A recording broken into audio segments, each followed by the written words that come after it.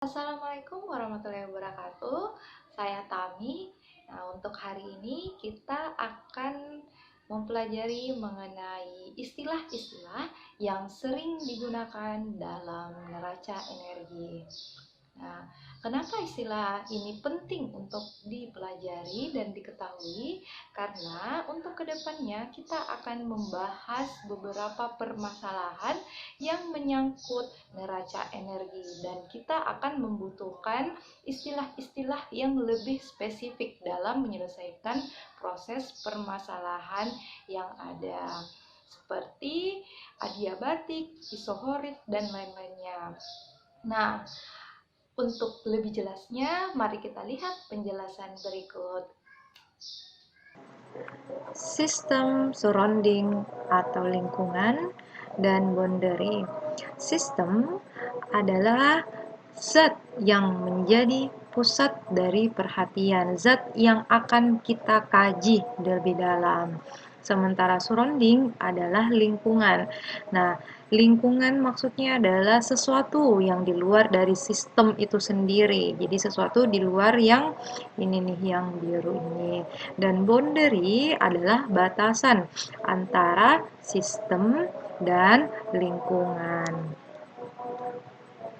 Nah, selanjutnya adalah open system. Jadi open system adalah sistem yang terbuka yang menyebabkan terjadinya transfer panas dan juga transfer massa dari sistem ke lingkungannya. Jadi adanya transfer massa dan transfer panas. Sementara closed system atau sistem tertutup yang terjadi hanya ada transfer panas ya. Dan yang ketiga adalah isolated system.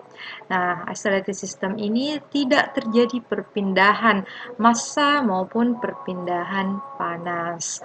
Nah, kalau misalnya isolated system ini biasanya kita temukan pada termos. Selanjutnya adalah properti. Nah, properti adalah sesuatu yang menjadi hal yang kita lihat. Nah, atau kita hitung karakterisasinya.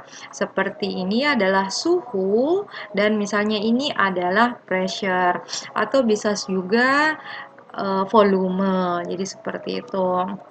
Selanjutnya adalah state. Jadi state adalah suatu kondisi dari sistem itu sendiri. Misalnya sistemnya suhunya ada 100 derajat. Nah, seperti itu. Atau sistem tekanannya misalnya 7 bar atau 10 Pascal kayak gitu ya. Jadi ini adalah state dari sistem itu sendiri. Selanjutnya adalah steady state and unsteady state. Nah, kalau steady artinya jumlah massa sebelum atau jumlah energi sebelum terjadinya proses reaksi sama juga setelah terjadinya proses. Jadi ini biasa disebut now same as future. Jadi jumlahnya itu sama. Dalam hal ini adalah jumlah dari energinya. Sementara unsteady state itu jumlahnya pasti berbeda dengan yang setelahnya. Jadi initial conditionnya itu dan final conditionnya pasti berbeda. Bisa berkurang atau bisa berlebih. Dalam hal ini adalah jumlah energinya. Jika jumlah energinya di sini A, bisa saja di sini 2A atau misalnya 1/A. Jadi seperti itu. Now different from future. Nah, selanjutnya adalah fasa. Jadi, seperti yang kita tahu, ada biasa kita bilang fasa liquid atau cair dan fase gas dan juga ada fasa solid. Jadi seperti itu bentuk-bentuk dari fase. Nah, selanjutnya adalah adiabatic system. Nah, adiabatic system adalah sebuah sistem yang tidak ada perpindahan panas keluar sistem maupun masuk ke dalam sistem. Jadi ini sangat di-isolated. Jadi makanya di sini ada kata isolation. Jadi dia sudah terisolasi. Jadi tidak ada sesuatu yang mengganggunya, tidak ada hal yang keluar maupun masuk ke dalam sistem. Selanjutnya adalah isotermal. Nah, isotermal, iso itu artinya sama, termal itu artinya suhu. Jadi pasti suhunya sama. Jadi T1 dan T2 itu sama. Misalnya ini ya, dari grafik ini yang berubah hanya adalah P-nya atau pressure, tekanannya yang berubah. Tapi suhunya tetap, misalnya suhunya di sini 20 Kelvin misalnya. Selanjutnya adalah isobarik. Nah, iso tadi itu artinya sama, sementara barik itu kita bisa mengartikan dia pressure, bar ya. Jadi pasti bar itu apa? Bar itu adalah tekanan ya, satuan dari tekanan. Tekanannya pasti sama. Misalnya T1-nya sekian, T2-nya sekian. Nah, T1 dan T2-nya itu berbeda, tapi tekanannya sama. Selanjutnya adalah isohorik. Nah, isohorik adalah sebuah sistem yang di dalamnya berarti volumenya yang sama selama proses berlangsung, yaitu P1 dan P2. Nah, P-nya itu berbeda ya, P1, P2. Tetap volumenya adalah P. Jadi seperti itu.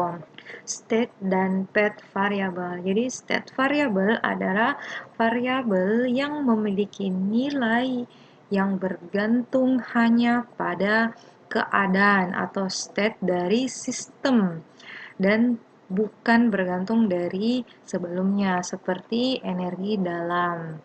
Jadi misalnya dia seperti ini. Jadi ini state variable ya. State variable.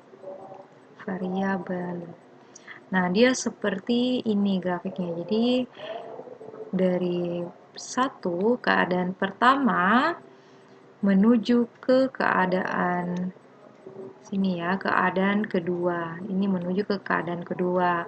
Ini sama dengan juga kalau misalnya dari sini nih kita ambil garis ke atas. Jadi nilainya tuh sama. Sementara path variable, jadi kalau path variabel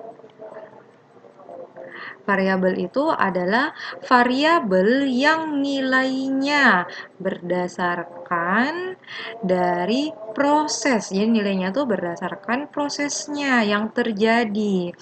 Dan bisa saja itu berbeda dari sebelumnya. Jadi misalnya kalau untuk menuju di sini misalnya pertama nih. Ini keadaan inisial ya. Nah, yang pertama itu dia seperti ini dulu. Nah, seperti ini dulu.